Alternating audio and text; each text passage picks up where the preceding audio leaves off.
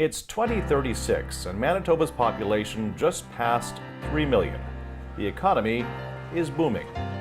So, how did we get here? Well, in 2018, Manitoba finally confronted its slow growth, deficit-ridden position by abandoning heavy government ownership in the economy, punitive taxes, and dependency on federal transfer grants. By narrowing government's role, the new direction kick-started the economy and made the province a mecca for people and investment.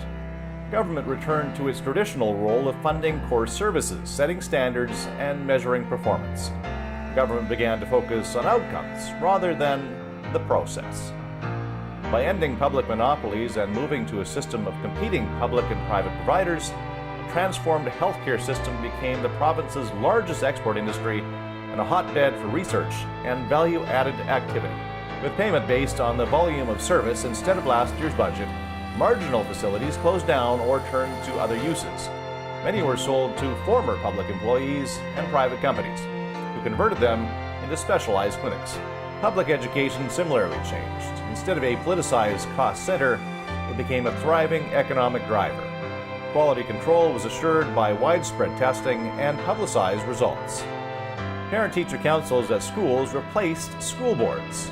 Individual schools and organizations negotiated their own contracts with teachers, and the profession prospered.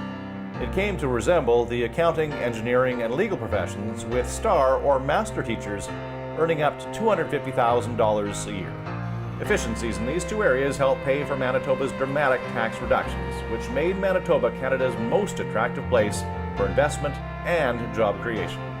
The top personal tax rate fell more than half, to a flat 8% from 17.4%, and corporate rates dropped to the same level. Payroll taxes simply disappeared. The provincial government chose to regulate services provided by its crown corporations rather than run them. Corporate taxes soared and exceeded the levies government had previously received from these assets. Dozens of other reforms lifted barriers to growth throughout the economy, two of them especially important. Targeted housing supplements for low-income earners replaced the remaining vestiges of rent control. This revitalized Winnipeg's historic downtown and set off a boom that eventually created 100,000 new housing units.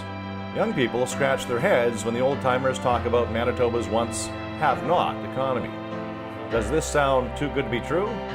Well, with some vision and a lot of leadership, it could happen.